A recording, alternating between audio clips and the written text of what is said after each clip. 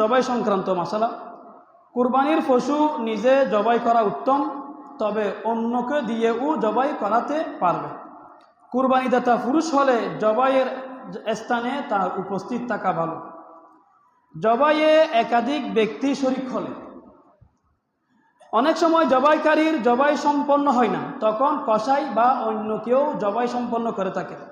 এক্ষেত্রে অবশ্যই উভয়কে নিজ নিজ জবাইয়ের আগে বিসমিল্লাহি আল্লাহু আকবার পড়তে হবে। কোরবানির যে দোয়াটা আছে, দোয়াটা যদি আপনি বলতে নাও পারেন, কিন্তু বিসমিল্লাহ আল্লাহু আকবার বলতে হবে। আরেকটা কথা বলি, এটা শুধু কুরবানির সাথে সম্পৃক্ত না, যে কোনো সময় জন্তু জবাইয়ের সময় অবশ্যই বিসমিল্লাহি আল্লাহু আকবার বলতে হবে। এমন যেন না হয় যে তাড়াহুড়ার কারণে আমি বিসমিল্লাহ বলতেছি না, অনেক মুরগি জবাই করতে হচ্ছে। যে হোটেলে কি ক্লাব আছে না, ক্লাবে শত শত মুরগি জবাই করতেছে, এখন এতগুলো মুরগি গুড়ুর গুড়ুর গুড়ুর গুড়ুর কি করা ঠাইনা দিলেন, একটু কি বললেন না, বিসমিল্লাহ বললেন না, ইচ্ছাকৃতভাবে একটা মুরগি হালাল হবে না, টাকা দিয়ে কিনছেন, হালাল হবে না। আল্লাহ রাব্বুল আলামিন কোরআন মাজিদে সূরা আনআমের 121 নম্বর আয়াতে আল্লাহ বলেছেন, ওয়ালা তাকুলু, তোমরা খাবে না, মিম্মা লাম ইউযকার, ওই সমস্ত জন্তু থেকে যেগুলোর উপর লাম ইউযকার উল্লেখ করা হয়নি, পড়া হয়নি, ইসমুল্লাহ আল্লাহর নাম, যে সমস্ত জন্তুর উপর আল্লাহর নাম পড়া হয়নি সে সমস্ত জন্তুর গোশত তোমরা খাবে না।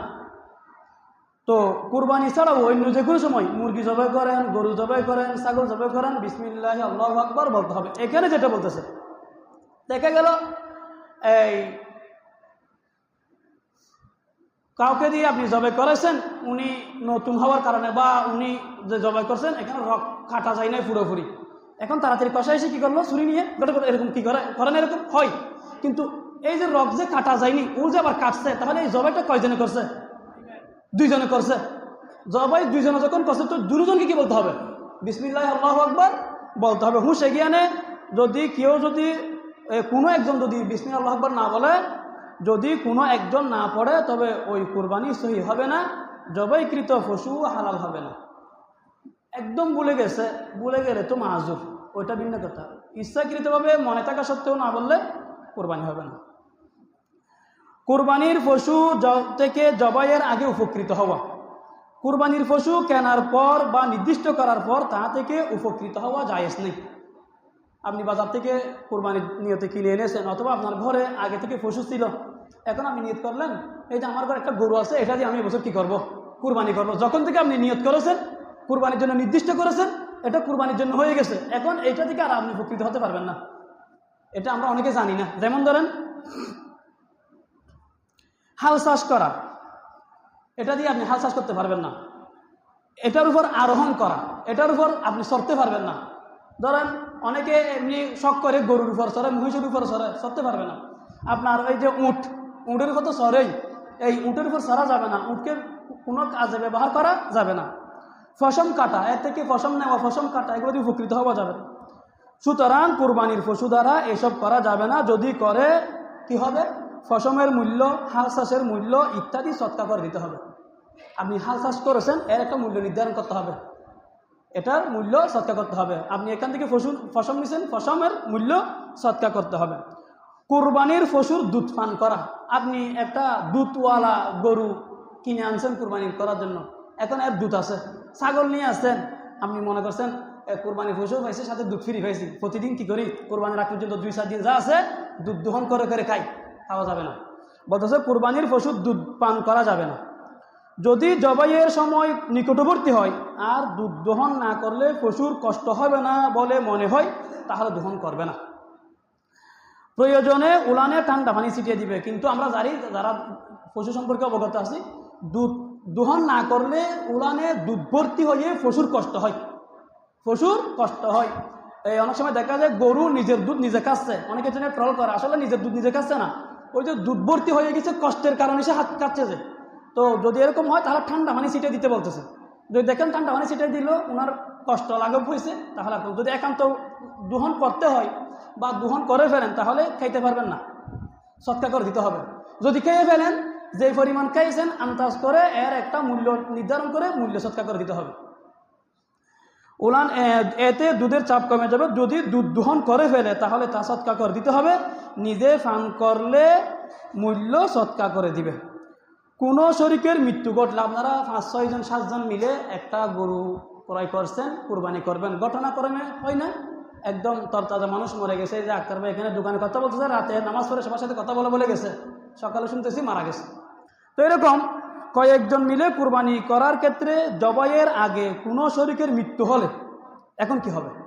তাহলে ওয়ারিসরা যদি মৃত ব্যক্তির পক্ষ থেকে কুরবানি করার অনুমতি দেয় তবে জায়েজ হবে। যদি তারা অনুমতি না দেয় তাহলে টাকা ফেরত দিতে হবে। ওনার যে পরিমাণ টাকা দিয়ে, উনি যদি মনে করেন এখানে আপনাদের সাথে 20,000 টাকা দিয়ে শরিক হয়েছে, 30,000 টাকা দিয়ে শরিক হয়েছে, ওই 30,000 টাকা আর বাকি যারা আছেন তাদের থেকে তুলে ওনার ওয়ারিসদেরকে দিয়ে দিতে হবে। আর এখানে যে উনি একজন মারা গেছে, ওনার পরিবর্তে অন্য কেউ আপনাদের সাথে শরিক হতে চাইলে হতে পারবে। কুরবানির পশু ক্রয়ের পর জবাইয়ের আগে বাচ্চা দিলে এখন কি হবে? এটা আপনি গর্ভবতী জন্তু নিয়ে আসছেন, ঘটনাক্রমে কুরবানির আগের দিন বা 2 দিন আগে এখন বাচ্চা একটা হয়ে গেছে, এখন কি হবে? এই বাচ্চাটা আপনারা খেতে পারবেন না, এই বাচ্চার গোশত খাওয়া যাবে না, পুরো গোশত সৎকা করে দিতে হবে। তবে ওই বাচ্চা জবাই না করে জীবিত সৎকা করে দেওয়া উত্তম।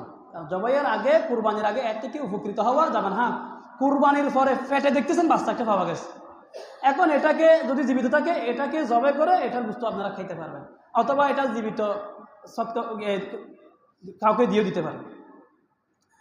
মৃতের পক্ষ থেকে কুরবানি করা জায়েজ। মৃত ব্যক্তি যদি ওসিয়ত না করে থাকে তবে সেটি নফল কুরবানি হিসেবে গণ্য হবে। কুরবানির স্বাভাবিক গোশতের মতো নিজেরাও খেতে পারবে এবং আত্মীয় স্বজনকেও দিতে পারবে। আপনি কুরবানি করতেছেন, আপনার আল্লাহ সামর্থ্য দিয়েছে, টাকা পয়সা আছে, আপনি বলতেছেন আমার মা তো মারা গেছে, আমি আমার মায়ের পক্ষ থেকে 1 ভাগ কি করতেছি, কুরবানি করতেছি, আমার বাবার পক্ষ থেকে 1 ভাগ কুরবানি করতেছি। ওই কুরবানির সওয়াব কে পাবে? আমার মা পাবে, বাবা পাবে, নিয়ত করেছেন, ওনারা সওয়াব পাবে, গোশত আপনারা খেতে পারবেন, আপনারা গোশত খাবেন, আত্মীয় স্বজনকে দিতে পারবেন, কোনো সমস্যা নাই। যদি আপনি নিজের পক্ষ থেকে এমনি ইসালে সওয়াবের জন্য কি করেন, কুরবানি করেন। তবে যদি এরকম হয়, আর যদি মৃত ব্যক্তি কুরবানির ওসিয়ত করে গিয়ে থাকে তবে এর গোশত নিজেরা খেতে পারবে না, গরিব মিসকিনদের মাঝে সৎকা করে দিতে হবে। এই ধরেন এখন আপনার বাপ খুব অসুস্থ, তো উনি আপনাকে বলছে যে আমি কুরবানির আগে, কুরবানি পর্যন্ত বাঁচি কি মরি জানি না, যদি আমি মরি যাই তোমরা আমার পক্ষ থেকে কুরবানি করিও, আমি যদি কুরবানির আগে মারা যাই তোমরা আমার পক্ষ থেকে কুরবানি করিও, এটা ওসিয়ত। এখন উনি মারা যাওয়ার পরে ওনার ওসিয়তের ভিত্তিতে ওনার সম্পদ থেকেও আপনি ওনার জন্য কি করলেন, কুরবানি করলেন, এটা ওসিয়তের কুরবানি। ওসিয়তের কুরবানি যদি করেন এই কুরবানির গোশত আপনারা কেউ খেতে পারবেন না, ঘরওয়ালা কেউ খেতে পারবেন না, গরিব মিসকিনদের মাঝে কি করে দিতে হবে, দিয়ে দিতে হবে। কুরবানির গোশত সংরক্ষণ করে রাখা। এখন আমরা কুরবানি আসলে তো ফ্রিজ বিক্রি বেড়ে যায়, বড় বড় ফ্রিজ দিতে হবে, গোড়া গরু এখানে কি করবে, ওখানে ঢুকে রাখবে। কুরবানির গোশত ফ্রিজে রাখা বা প্রক্রিয়াজাত করে রাখা জায়েজ আছে, ফ্রিজে রাখা যাবে। অথবা আগের সময় যেরকম আমাদের মা বোনেরা করতো, শুকিয়ে এখানে বয়ম বরাবর রাখতো, এখান থেকে সারা বছর সুরাতা দিয়ে কেটে কেটে কেটে কেটে ছোটো করে করে তেল দিয়ে ভুনে ভুনে সারা বছর খাইতো, এরকম রাখা যাবে, আগামী কুরবান পর্যন্ত খেতে পারবে। কুরবানির গোশত বন্টন। শরীকে কুরবানি করলে ওজন করে গোশত বন্টন করতে হবে, অনুমান করে ভাগ করা জায়েজ নয়। এটা হচ্ছে শুধু গোশত হলে। যদি এরকম আমরা যেটা করি, আমাদের এখানে সব করে গোশত, গোশত সাথে আবার কলিজাও দেওয়া হয়, সাথে মগজও দেওয়া হয়, সাথে অন্যান্য জিনিসও দেওয়া হয়, তাহলে আর সমস্যা নেই। শরীকে কুরবানি করলে ঠিক আছে, কুরবানির গোশতের 1/3 গরিব মিসকিনকে, 1/3 আত্মীয় স্বজন ও পাড়া প্রতিবেশীকে দেওয়া উত্তম। অবশ্য পুরো গোশত নিজে রেখে দেওয়াও না জায়েজ নয়। যদি না জায়েজ না, আপনি তো পুরো বছর খেতে পারবেন কিনে কিনে, কুরবানির দিন সব আপনি একা, আমি আর আপনারা একা খাবো কেন? এখানে কিছু গরিব মিসকিনদেরকে দেবো, কিছু আত্মীয় স্বজনকে দেবো। হ্যাঁ, যদিও বা আপনি রেখে দিলে জায়েজ আছে, জায়েজ হইলেও আপনি সারা বছর তো খেতে পারেন, এই দিন কিছু গরিব মিসকিনদেরকে দেন, কিছু পাড়া প্রতিবেশীদেরকে দেন, কিছু আত্মীয় স্বজনকে দেন। কুরবানির চর্বি বিক্রি করা, কুরবানির গোশত, চর্বি ইত্যাদি বিক্রি করা জায়েজ নয়। বিক্রি করলে প্রাপ্ত মূল্য সৎকা করে দিতে হবে। হ্যাঁ, এটা হচ্ছে কি কুরবানি দাতার জন্য, যে কুরবানি দিয়েছে তার জন্য। কুরবানি দিলেন, এখান থেকে 2-1 কেজি গোশত বিক্রি করলেন, ওটা জায়েজ হবে না। হ্যাঁ, ওই ঘরে ঘরে এসে যারা কুরবানির গোস্ত নিয়ে যায়, ফকিররা কি করে এই দিনে বেশি করে কুরবানির গোস্ত পাইলে এখান থেকে 5 কেজি 10 কেজি হয়ে গেছে, হোটেলে নিয়ে কি করে কম দামে বিক্রি করে দেয়। ওর জন্য এটা জায়েজ, কারণ ওর জন্য এটা কুরবানির গোস্ত না, ওর তো এটা হাদিয়ার গোস্ত। জবাইকারীকে চামড়া গোস্ত দেওয়া, জবাইকারী কসাই বা কাজে সহযোগিতাকারীকে চামড়া গোস্ত বা কুরবানির পশুর কোনো কিছু পারিশ্রমিক হিসেবে দেওয়া জায়েজ হবে না। পারিশ্রমিক হিসেবে দেওয়া জায়েজ হবে না। অবশ্য নির্ধারিত পারিশ্রমিক দেওয়ার পর পূর্ব চুক্তি ছাড়া হাদিয়া হিসেবে গোস্ত বা তরকারি দেওয়া যাবে। আপনি আগে বলছেন 3000 টাকা দেবো, চামড়াও তুকে দিয়ে ফেলবো, আমাদের কোরবানির দিন আমাদের কাজগুলো তুই করে দিস।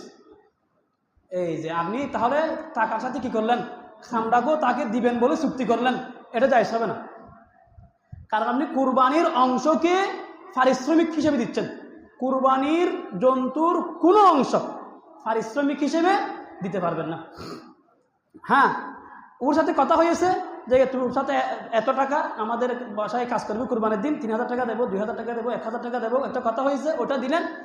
এমনি ওর কোনো চুক্তি ছাড়া আপনি বলেন আপনি ধর এই গোস্তগুলো তুই নিয়ে যা, এটা দিলেন হাদিয়া হিসেবে, কোনো সমস্যা নেই।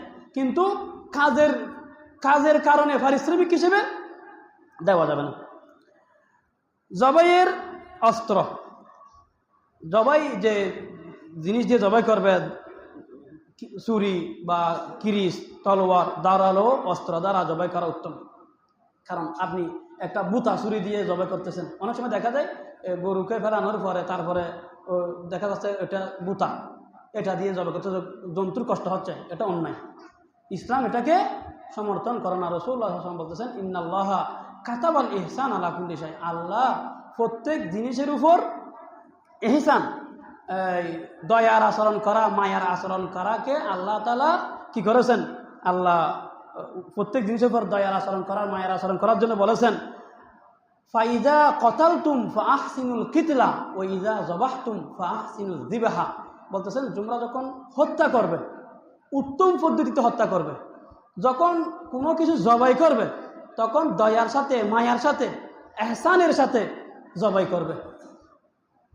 তো ফাল ইউহিদ্দা আহাদাকুম শাফরাতাহু ওয়াল ইউরিহ যাবিহাতাহু, তোমরা জবাইয়ের আগে যে ছুরি দিয়ে জবাই করবে এটাকে ভালোভাবে ধার দিয়ে নিবে। ফাল ইউহিদ্দা মানে এটাকে ধার দিয়ে নিবে, ওয়াল ইউরিহ যাবিহাতাহু, এবং জন্তুর যেন কোনো কষ্ট না হয়, মানে যতটুকু সম্ভব জন্তুর যেন কষ্ট না হয় ওইভাবে তাকে জবাই করার জন্য কি করবে, চেষ্টা করবে। এক ব্যক্তি ছাগলের তাকে মাটিতে শোয়ানোর পরে ছুরি ধার দিচ্ছে। এটা দেখার পরে নবীজি খুব খারাপ লাগছে, নবীজি তাকে ধমক দিয়ে বলতেছে, আতুরিদু আন তুমি তাহা মাউতাত, তুমি কি তাকে কয়েকবার করে জবাই করতে চাচ্ছ, তুমি কি তাকে কয়েকবার মৃত্যু দিতে চাচ্ছ, কয়েকবার মারতে চাচ্ছ।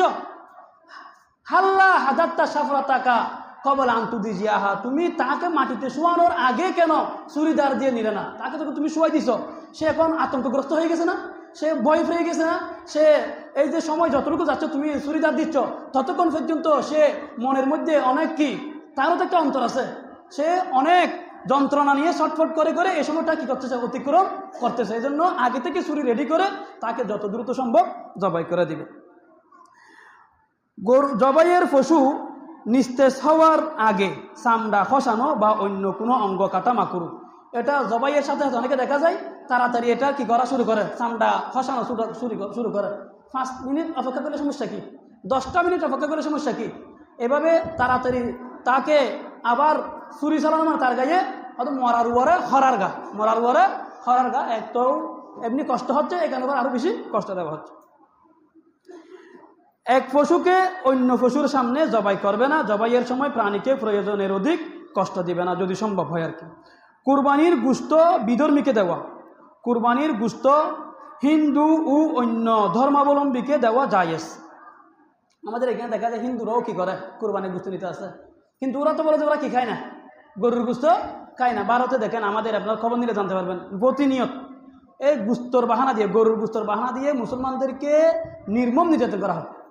ফিরিসে গোশত আছে এরকম একটা মিথ্যা কথা বলে মাইতে একদম মেরে ফেলা হয় মুসলমানদেরকে। গরুর গোশত খান। কিন্তু আমাদের দেশে দেখা যায় আবার কুরবানির সময় অনেক হিন্দুরা আসে কুরবানির গরুর গোশত কালেকশন করে। অন্য কারো ওয়াজিব কুরবানি আদায় করা, অন্য কারো ওয়াজিব কুরবানি দিতে চাইলে ওই ব্যক্তির অনুমতি নিতে হবে, নতুবা ওই ব্যক্তির কুরবানি আদায় হবে না। আপনি আপনার বন্ধুর পক্ষ থেকে বা আপনার কোনো এই পরিচিত কারো ওয়াজিব কুরবানি আদায় করতে চাইলে ওনার অনুমতি লাগবে। ওনার অনুমতি না নিলে ওনার ওয়াজিব কুরবানি আদায় হবে না। অবশ্য স্বামী যদি স্ত্রীর পক্ষ থেকে, পিতা যদি সন্তানদের পক্ষ থেকে অনুমতি ছাড়া কুরবানি করে তাহলে দেশীয় প্রচলনের কারণে তাদের কুরবানি আদায় হয়ে যাবে, এটা ফতোয়া। তবে অনুমতি নিয়ে আদায় করা ভালো। কুরবানির পশু চুরি হয়ে গেলে বা মরে গেলে কি করবেন? কুরবানির পশু যদি চুরি হয়ে যায় বা মরে যায় তো কুরবানি দাতার উপর, যদি কুরবানি দাতার উপর পূর্ব থেকে কুরবানি ওয়াজিব থাকে তাহলে আরেকটি পশু কুরবানি করতে হবে। মানে যে কুরবানি পশু নিয়েছে উনি যদি ওনার উপর কুরবানি ওয়াজিব হয়েছে এই জন্য কুরবানির জন্তু কিনেছে এরকম হয় তাহলে আবার পশু কিনতে হবে। আর যদি এরকম হয় উনি গরিব মানুষ, এমনি সব করে উনি কুরবানির জন্য জন্তু কিনেছে, এখন ওনার জন্তু যদি চুরি হয়ে যায় বা মরে যায় তাহলে তার আরেকটি পশু কুরবানি করা ওয়াজিব নয়। পাগল পশুর কুরবানি, অনেক সময় এমনি পাগল হয়ে যায়, অনেক সময় এরকম হয় এখানে রুটে রুটে ঘোরাচ্ছে, বেশি মানুষ দেখে, অনেক গরু আছে এগুলা বেশি মানুষ দেখে নাই, ঘরের মধ্যে লালিতে বাড়িতে হয়েছে, বেশি মানুষ দেখার পরে এগুলো পাগলামি শুরু করে। এরকম বেশি মানুষ দেখে হইসই দেখে বা এগুলোকে বেশি বিরক্ত করার কারণে পশু কি হয়ে গেছে? পাগল হয়ে গেছে। যদি পাগল হয়, পাগল পশুর কুরবানি জায়েজ। হযরত হাসান বসরি রহমতুল্লাহ আলাইহি বলেন পাগল পশুর কুরবানি জায়েজ, তবে যদি এমন পাগল হয় যে ঘাস পানি দিলে খায় না, মাঠেও চরে না, তাহলে সেটার কুরবানি জায়েজ হবে না। মানে একদম এমন পাগল হয়ে গেছে এক খানা পিনো খাচ্ছে না, তাস্তিরে পাগল, একদম পাগল হয়ে গেছে, এটা দিয়ে জায়েজ হবে না। আর একটা হলো উষ্টিক মাথা হারাফ, এনে ঠিক মতো বেঁকে হার খানা পিনে হার কিন্তু ফলা করার ই বেদিনে জায়েজ হবে। কুরবানি দাতার জন্য নিজ কুরবানির গোশত খাওয়া মুস্তাহাব। কুরবানি ওয়াজিব, এমন ব্যক্তি ঋণের টাকা দিয়ে কুরবানি করলে ওয়াজিব আদায় হয়ে যাবে। ওনার কুরবানি ওয়াজিব হয়েছে, কারণ টাকা না থাকলেও কুরবানি ওয়াজিব হওয়ার সুরত আছে তো। কারণ কুরবানি ওয়াজিব হয় কার উপর? যার কাছে প্রয়োজনের অতিরিক্ত 52 চাঁদির মূল্য পরিমাণ সম্পদ আছে। তো ধর ওনার টাকা নাই কিন্তু স্বর্ণ আছে, চাঁদি আছে, এখন এগুলা তো কি 52 চাঁদির মূল্যের সমান হয়ে গেছে। অন্যান্য জিনিস আছে ও প্রয়োজন অতিরিক্ত, এগুলা 52 চাঁদির মূল্যের সমান হয়ে গেছে। টাকা না থাকলেও ওনার উপর এখন কি ওয়াজিব হয়ে গেছে? কুরবানি ওয়াজিব হয়ে গেছে। উনি বলছে কুরবানি যখন ওয়াজিব হয়ে গেছে, টাকা তো নাই, 200 টিয়া আর কি দেয়, টিয়া দাঁত দেয়, দাঁড় করে কুরবানি করলে কুরবানি আদায় হবে, কোনো সমস্যা হবে না। হাজিদের উপর ঈদুল আজহার কুরবানি, যে সকল হাজি কুরবানির দিনগুলোতে মুসাফির থাকবে তাদের উপর ঈদুল আজহার কুরবানি ওয়াজিব নয়। কিন্তু যে হাজি কুরবানির কোনো দিন মুকিম থাকবে, 3 দিনের মধ্যে যে কোনো একদিন মুকিম থাকলে, মানে অর্থাৎ শেষ দিন ধরেন সামর্থ্যবান হলে তার উপর ঈদুল আজহার কুরবানি করা জরুরি হবে। এটি সে নিজ এলাকায় করতে পারবে, মানে বাসায় বলে দিছে আমার পক্ষ থেকে তোমরা কি করে, আমার পক্ষ থেকেও তোমরা কুরবানি দিও। নবী করিম সাল্লাল্লাহু আলাইহি ওয়াসাল্লামের পক্ষ থেকে কুরবানি করা সামর্থ্যবান ব্যক্তির জন্য রাসূলুল্লাহ সাল্লাল্লাহু আলাইহি ওয়াসাল্লামের পক্ষ থেকে কুরবানি করা উত্তম। এটি বড় সৌভাগ্যের বিষয়ই বটে। রাসূলুল্লাহ সাল্লাল্লাহু আলাইহি ওয়াসাল্লামের পক্ষ থেকে কুরবানি করতে পারা এটা তো নিজের জন্য অনেক বড় একটা সৌভাগ্য। নবী করিম সাল্লাল্লাহু আলাইহি ওয়াসাল্লাম হযরত আলী রাদিয়াল্লাহু আনহুকে তার পক্ষ থেকে কুরবানি করার ওসিয়ত করেছিলেন, তাই তিনি প্রতি বছর রাসূলুল্লাহ সাল্লাল্লাহু আলাইহি ওয়াসাল্লামের পক্ষ থেকেও কুরবানি দিতেন। হযরত আলী রাদিয়াল্লাহু আনহু নিজের কুরবানিও করতেন এবং রাসূলুল্লাহ সাল্লাল্লাহু আলাইহি ওয়াসাল্লামের পক্ষ থেকেও কুরবানি দিতেন। আমাদের দেশে অনেক এই ধরেন 6 জন শরীক হয়েছে, 6 জনে মিলে আরেকবার রাসূলের নামে কি করে? কুরবানি করে। এটার মধ্যে এই কিছু ইখতিলাফও আছে। তো একটা সূরত বলা হয়েছে দারুল করাচির ফতোয়ার মধ্যে, বলছে সবাই মিলে ওনাদের একজনকে গিফট করবে, সপ্তম ভাগের টাকাটা একজনকে গিফট করবে। উনি কি করবে?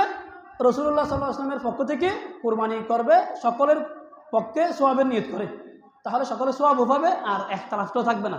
অর্থাৎ যদি সবাই মিলে যদি 6 নম্বর ভাগ 7 নম্বর ভাগটা যদি রসুলের পক্ষ থেকে করে, তাহলে ওই ভাগটা 7 নম্বর ভাগটা আর মানে ভাগ ভাগ হয়ে যাচ্ছে না?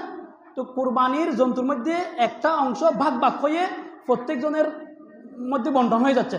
তো এটার জন্য এখানে কিছু কি আছে, মতপার্থক্য আছে। এই জন্য বলতেছে সবাই মিলে এটা একজনকে দিয়ে দিবে, গিফট করবে। উনি আবার কি করবে? রাসূলুল্লাহ সাল্লাল্লাহু আলাইহি ওয়াসাল্লামের পক্ষ থেকে কুরবানি করবে, অথবা যে কোনো একজন সরাসরি নিজেই নিয়ে রাসূলুল্লাহ সাল্লাল্লাহু আলাইহি ওয়াসাল্লামের পক্ষ থেকে কুরবানি করবে। 10, 11 ও 12 এই 3 দিনের মধ্যে প্রথম দিন কুরবানি করা অধিক উত্তম, অর্থাৎ প্রথম দিন, এরপর দ্বিতীয় দিন, এরপর তৃতীয় দিন। হ্যাঁ, স্বীকৃত ছাগল দ্বারা কুরবানি করা জায়েজ, বরং ক্ষেত্র বিশেষ উত্তম। জীবিত ব্যক্তির পক্ষ থেকে কুরবানি, ধরেন কুরবানি ওয়াজিব হয়েছে আপনার উপর, এখন আপনি আপনার বাপের উপর কুরবানি ওয়াজিব হয় নাই, আপনি আপনার টাকা দিয়ে আপনার বাপের পক্ষ থেকে কি করলেন? কুরবানি করলেন। আপনার মায়ের পক্ষ থেকে কুরবানি করলেন, অর্থাৎ টাকা আপনার সওয়াব কার জন্য নিয়ত করলেন? আপনার বাবার জন্য, মায়ের জন্য। আমার মা আমাকে এত কষ্ট করে লালন পালন করেছে, বাবা আমাদেরকে এত কষ্ট করে লালন পালন করেছে, তো আমি আমার বাবার জন্য কি করি? কুরবানি করি। এরকম যদি করেন তাহলে এটা জায়েজ। যেমনিভাবে মৃত ব্যক্তির পক্ষ থেকে ইসালে সওয়াবের উদ্দেশ্যে কুরবানি করা জায়েজ, তদ্রুপ জীবিত ব্যক্তির পক্ষ থেকেও তার ইসালে সওয়াবের জন্য নফল কুরবানি করা জায়েজ। এই কুরবানির গোশত দাতা ও তার পরিবার সবাই খেতে পারবে। শুধু কুরবানি না, আমরা তো মনে করি শুধু ইসালে সওয়াব, যেটা সওয়াব পৌঁছানো, এটা আমরা মনে করি শুধু মুর্দারদের জন্য। ইসালে সওয়াব এটা শুধু মুর্দারদের জন্য না, এটা জীবিতদের জন্য করতে পারবেন। ধরেন আপনি দান করতেছেন, আপনার পকেটে টাকা পয়সা আছে, আপনি দান করতেছেন, তো সবসময় আপনি নিজের পকেটে আপনি মাঝে মাঝে নিয়ত করেন যে আমার মা তো মহিলা মানুষ, ঘরের মধ্যে থাকে, উনি দান খয়রাত করতে পারে না, তো আমার মায়ের সওয়াবের দরকার আছে না, মায়েরও দান খয়রাত দরকার আছে না। আমি আমার মায়ের পক্ষ থেকেও কি করলাম? 100 টাকা দান করলাম, 200 টাকা দান করলাম, 500 টাকা আপনি আপনার মায়ের পক্ষ থেকে দান করলেন। তো টাকা দিলেন, আপনি সওয়াব দিলেন কাকে? মাকে সওয়াব গিফট করলেন, জায়েজ। বিদেশে অবস্থানরত ব্যক্তির কুরবানি অন্য জায়গায় করলে, এটা দেশেও হতে পারে, বিদেশে অবস্থানরত ব্যক্তির জন্য নিজ দেশে বা অন্য কোথাও কুরবানি করা জায়েজ। কুরবানিদাতা ভিন্ন স্থানে থাকলে, আচ্ছা এখন উনি তো বিদেশে, উনি এক জায়গায়, উনি সৌদি আরবে, আমরা এখানে বাংলাদেশে, অথবা একজন আমাকে জিজ্ঞেস করছে, হুজুর আমার ভাইয়েরা কালামি বাজার থাকে, আমি এখানে থাকি, আমাদের এখানে ঈদের নামাজ হওয়ার পরে ওনারা আরও 1 ঘন্টা পরে কি করবে? নামাজ পড়বে, এখন আমরা কখন জবাই করব? তো বলতেছে কুরবানিদাতা এক স্থানে আর কুরবানির পশু ভিন্ন স্থানে থাকলে কুরবানিদাতার ঈদের নামাজ পড়া বা না পড়া ধর্তব্য নয়, বরং পশু যে এলাকায় আছে ওই এলাকায় ঈদের জামাত হয়ে গেলে পশু জবাই করা যাবে। এখানে দেখতে হবে পশু কোথায় আছে। এখন আপনার ভাই কালামি বাজার আছে, সমস্যা নেই, আপনার পশু তো আপনার এখানে, তো আপনাদের এখানে ঈদের জামাত হয়ে গেছে, এখানে জবাই করে দিতে পারবেন। পশু যে জায়গায় আছে সেই জায়গায় যদি ঈদের জামাত হয়ে যায়, কুরবানির জন্তু জবাই করা যাবে। কুরবানির চামড়া বিক্রি করে তার অর্থ কি করা হবে? কুরবানির চামড়া কুরবানিদাতা নিজে ব্যবহার করতে পারবে। প্রথম কথা হলো এটা আপনি ব্যবহার করতে পারবেন। চামড়া নাকি খাওয়াও যায়, অনেকে এটা অনেক প্রসেসিং দেখায়, চামড়া নাকি খাওয়া যায়, যদি আপনি খেতে চান খেতেও পারবেন, অথবা এটাকে শুকিয়ে আপনি বসার জন্য মাদুরা বানাইতে পারবেন, আপনি ব্যবহার করতে পারবেন। কিন্তু যদি বিক্রি করেন তখন আর পয়সা খেতে পারবেন না। এটা বিক্রি না করলে আপনি রান্না করে খেয়ে ফেলতে পারবেন, শুকিয়ে এটাকে ব্যবহার করতে পারবেন। এটাকে আগের যুগে তো এরকম টাঙ্কি ছিল না, পানির মুস্কো বানাইতো এগুলো দিয়ে, তো আপনি ব্যবহার করতে পারবেন। যদি ব্যবহার না করে যদি বিক্রি করেন, বিক্রি করলে আপনি টাকা খাইতে পারবেন না। তবে কেউ যদি নিজে ব্যবহার না করে বিক্রি করে, তবে বিক্রয়লব্ধ পুরো মূল্য সৎকার করা জরুরি। কুরবানির পশুর চামড়া বিক্রি করতে চাইলে মূল্য সৎকার করে দেওয়ার নিয়তে বিক্রি করবে। সৎকার নিয়ত না করে নিজে খরচের নিয়ত করা না যায় গুনাহ। আচ্ছা, নিয়ত যাই হোক, বিক্রয় করার পরে পুরো অর্থটা সৎকার করে দেওয়া জরুরি। তো এখানে আমার একটা ব্যক্তিগত পরামর্শ হলো, আপনারা বেশি চেষ্টা করবেন কুরবানির ওই চামড়া মাদ্রাসা দেওয়ার জন্য। মাদ্রাসা যদি দেন তাহলে কি হবে? আপনাদের সৎকা হবে এবং দিনের সহযোগিতার সওয়াব পাবেন। মাদ্রাসায় এই যে দিনের সবসময় কোরআন হাদিসের দরস তদরিস হচ্ছে, এখান থেকে আলেম উলামা উঠতেছে, এখান থেকে পরে যারা আলেম হবে, দিনদার হবে, আলেম হাফেজ হবে, নামাজি হবে, তো আপনিও এদের সহযোগিতার কী পাবেন? সওয়াব পাবেন। এই জন্য চেষ্টা করবেন মাদ্রাসায় দেওয়ার জন্য। অন্তত বিক্রি করে দিলেও এখান থেকে একটা উল্লেখযোগ্য অংশ মাদ্রাসা দেওয়ার চেষ্টা করবেন। কুরবানির শেষ সময়ে মুকিম হলে, কুরবানির সময়ের প্রথম দিকে মুসাফির থাকার পরে আপনি ঢাকায় ছিলেন, তো এখন আপনি যেহেতু এখন সফর অবস্থায় আছেন, কুরবানি ওয়াজিব ছিল না। তৃতীয় দিন কুরবানির সময় শেষ হওয়ার আগে আপনি তৃতীয় দিন জুহরের পরে বাসায় এসে পৌঁছেছেন, তাহলে তৃতীয় দিন কুরবানির সময় শেষ হওয়ার আগে যদি আপনি পৌঁছেন তাহলে কুরবানি ওয়াজিব। আবার তার বিপরীত আপনি শুরুর দিকে মুকিম ছিলেন, নিজের এলাকায় ছিলেন, কি করেন নাই, কুরবানি করা হয়নি, তৃতীয় দিন আপনি সফরে গেলেন, এখন তৃতীয় দিন যদি আপনি মুসাফির হয়ে যান এক্ষেত্রে কুরবানি ওয়াজিব থাকবে না। কুরবানির গোশত দিয়ে খানা শুরু করা, ঈদুল আজহার দিন সম্ভব হলে সর্বপ্রথম নিজ কুরবানির গোশত দিয়ে খানা শুরু করা সুন্নত। সকাল থেকে অর্থাৎ সকাল থেকে কিছু না খেয়ে প্রথমে কুরবানির গোশত খাওয়া সুন্নত। এই সুন্নত শুধু 10 জিলহজের জন্য, 11 বা 12 তারিখের গোশত দিয়ে খানা শুরু করা সুন্নত নয়। এটাকে অনেকে রোজা বলে, এটা রোজা না। রোজা তো হয় কোনটা, যেটা সুবে সাদিক থেকে নিয়ে একদম মাগরিবের সূর্য অস্ত পর্যন্ত খানা পিনা এবং স্ত্রী সহবাস থেকে বিরত থাকে, এটা হচ্ছে রোজা। সকাল কুরবানির দিন সকাল নিজের জন্তুর গোশত দিয়ে খানা শুরু করার আগ পর্যন্ত যে উপবাস থাকা হয় এটাকে রোজা বলা হয় শরীয়তের ভাষায়। তো এটা একটা আমল, অর্থাৎ আপনি সকাল থেকে কিছু খাবেন না, আপনার কুরবানির জন্তুর গোশত রান্না হয়ে গেলে এখান থেকে আপনি খাওয়া শুরু করবেন। এই জন্য এটা করবেন, জন্তু জবাইয়ের পরে চামড়া ওই এক রানের এদিকে চামড়া ছিলানোর পরে তাড়াতাড়ি এখান থেকে গোশত কেটে বাসায় দিয়ে দিবেন। ওরা রান্না করবে, আপনারা বাকি কাজ সমস্ত করবেন। এখান থেকে ওরা আপনারা সমস্ত করতে করতে রান্না রেডি হয়ে যাবে, আপনারা কাজ শেষ করার আগে আগে এখান থেকে কুরবানির গোশত থেকে খেতে পারবেন। এটি একটি আমল আমরা করার চেষ্টা করবো ইনশাআল্লাহ। কুরবানির পশুর হাট বিক্রি, কুরবানির মৌসুমে অনেক মহাজন কুরবানির হাট ক্রয় করে থাকে। টুকাইরা বাড়ি বাড়ি গিয়ে হাট সংগ্রহ করে তাদের কাছে বিক্রি করে, কিন্তু কোনো কুরবানিদাতার জন্য নিজ কুরবানির কোনো কিছু এমনকি হাড়ও বিক্রি করা জায়েজ হবে না। আপনি হাটগুলো দিয়ে ওই এখানে কতগুলো টুকাই আছে, সাথে চাম্পাপড়ি নিয়ে আসে, কি কি জিনিস নিয়ে আসে, আইসক্রিম নিয়ে আসে, আপনি কি করলেন ওইগুলো দিলেন যে আইসক্রিম দেয় 2টা, তো কি করলেন এখন এই যে হাড্ডির বিনিময়ে আইসক্রিম দিলেন, এইটা আপনি করবেন না। এটা এমনি টুকাইয়ের এমনি কোনো ছেলে ফেলেদেরকে এমনি দিয়ে দিবেন, ওরা ওরা ওরা ওইখান থেকে আইসক্রিম নিয়ে খেতে পারবে। আপনি যিনি কুরবানি দাতা আপনি নিজে বিক্রি করে ওগুলা আপনি নিজে বুক করবেন না। কুরবানির রাতে কুরবানি করা 10-11 তারিখ দিবাগত রাতে কুরবানি করা জায়েজ, তবে রাতে আলো স্বল্পতার দরুন জবাইয়ের ত্রুটি হতে পারে বিদায় রাতে জবাই করা অনুত্তম। অবশ্য পর্যাপ্ত আলোর ব্যবস্থা থাকলে রাতে জবাই করতে কোনো অসুবিধা নেই। কাজের লোককে কুরবানির গোশত খাওয়ানো, কুরবানির পশুর কোনো কিছু পারিশ্রমিক হিসেবে দেওয়া জায়েজ নয়, গোশতও পারিশ্রমিক হিসেবে কাজের লোককে দেওয়া যাবে না।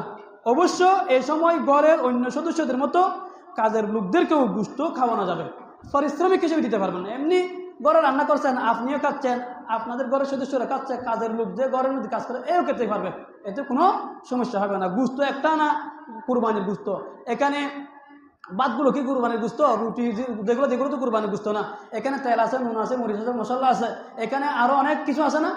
তো এই জন্য শুধু গোশতটা কুরবানির হয়েছে, ওটা পারিশ্রমিক হিসেবে না, ওটা হচ্ছে হাদিয়া হিসেবে, সমস্যা হবে না। জবাইকারীকে পারিশ্রমিক দেওয়া, কুরবানির পশু যিনি জবাই করে জবাইকারীকে পারিশ্রমিক দেওয়া নেওয়া জায়েজ, তবে কুরবানির পশুর কোনো অংশ পারিশ্রমিক হিসাবে দেওয়া যাবে না।